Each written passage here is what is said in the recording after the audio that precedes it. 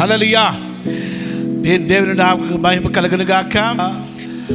నూతన సంవత్సరం అనగానే చాలామంది ఏమనుకుంటూ ఉంటారంటే, దేవుడు నాకు ఏమి వాగ్దానం ఇస్తాడు. హల్లెలూయా. వాగ్దానము పొందుకోవడం మంచిదే. హల్లెలూయా. దేవుడు ఈరోజు మనతో మాట్లాడబోతున్నాడు. 2వ కొరింథీయులకు రాసిన పత్రిక 5:17. కాగా ఎవడైనను క్రీస్తునందున్న ఎడల వాడు నూతన సృష్టి, పాతవి గతించెను, ఇదిగో సమస్తమును క్రొత్తవాయె. అంటే మనము ఏ విధముగా ఆయన యొక్క కృపను పొందుకోగలము, ఆయన యొక్క ప్రణాళిక మనము పొందుకోగలము. నీ కథనంతా కూడా మార్చేస్తాడు ఆయన. నీ జీవితం అంతా మారిపోతుంది. ఆయన దగ్గర నీ జీవితం పట్ల ఒక ప్రణాళిక ఉంది. నిన్ను ఈ లోకములకు ఎందుకు పుట్టించాడో, నువ్వు ఏమి చేయాలో ఆయనకే తెలుసు. ఈ బైబిల్లో ఉన్న మాట ఎవరి మాట? దేవుని మాట.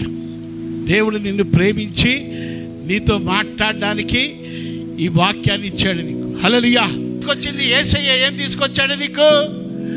రక్షణ మార్గం. చప్పట్లు కొట్టండి. యేసయ్య బట్టి రక్షణ మార్గం తీసుకొచ్చాడు.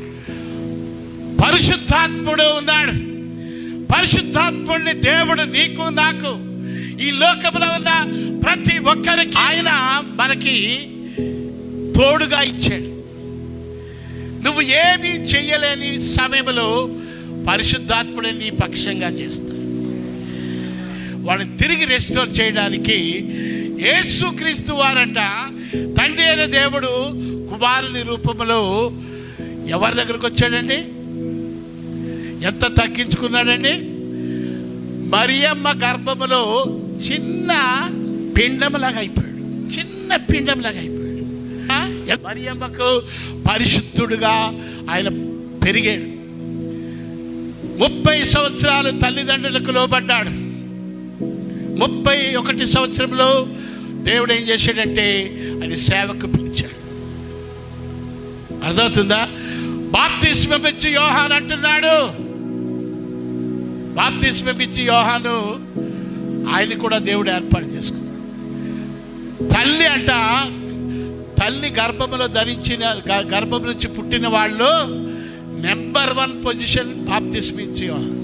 యేసుక్రీస్తు వారు బాప్తిస్మం తీసుకోవడానికి వచ్చేటప్పుడు ఏమని చెప్తున్నాడు తెలుసా?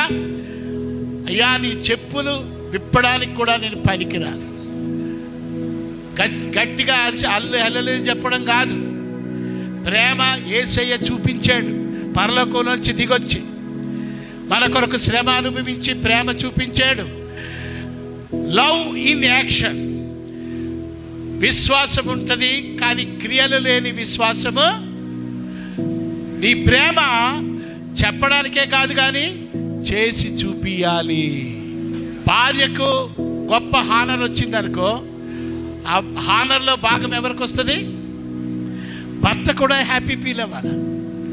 భర్తని గౌరవించిందనుకో ఎవరన్నా, భార్య కూడా హ్యాపీ అవ్వాలి. ఎందుకంటే ఇద్దరు ఏక శరీరం, ఆన్సరబుల్ టు గాడ్. పక్కా దేవుని మాటకు మనము లోబడతలేదు. భార్య కూడా భర్తని గౌరవించాలి, భర్తకు లోబడాలి. అది కూడా దేవుని వాక్యం నెరవేర్చబడాలి. ఆ మాట నెరవేర్చబడకపోతే అక్కడ దేవుని కార్యము సైతాను రాజ్యం చేస్తూ ఉంటాడు. ప్రతి వ్యక్తి కూడా దేవుని బిడ్డ. నువ్వు ఆయన చూసే విషయంలో క్రీస్తును చూసినట్టు చూడాలి. నీ జీవితంలో కూడా నీ సొంతోళ్ళే నీ మీద శత్రువులుగా ఉంటారు. భర్త ఉండొచ్చు, భార్య ఉండొచ్చు, నీ బంధువులు ఉండొచ్చు, నీ సొంత వాళ్ళే నిన్ను ధిక్కరించి నీకు అన్యాయం చేస్తూ ఉండొచ్చు. నువ్వు చేయవలసింది ఏంటి చెప్పండి? అందరూ చెప్పాలి. నువ్వు క్షమించాలి, క్షమించాలి. ఆయన కూడా పరలోక రాజ్యం వెళ్ళాలని దేవుని ఉద్దేశం. శత్రువుని సైతము మనము ప్రేమించి క్షమించాలని దేవుడు చెప్తున్నాడు. అప్పుడు దెయ్యము నీ దగ్గర దొంగిలించిందంతా ఎన్నో రెట్లుగా నువ్వు పొందుకుంటావు. చప్పట్లు కొట్టండి. మీ జీవితంలో కూడా సమస్యలు చాలా వస్తాయి. దావీదుకు వచ్చినట్టు, నాకు వచ్చినట్టు తగ్గించుకోవాలి. దేవుని సన్నిధిలో దేవుని మాటకు లోబడాలి. దేవుని వాక్యానుసారంగా నువ్వు సరి చేసుకుంటే నీకున్న రోగం పోతుంది. ఈ సమయంలో అందరూ లేచి నిలబడినట్లయితే మనం ప్రార్థన చేసుకుందాం.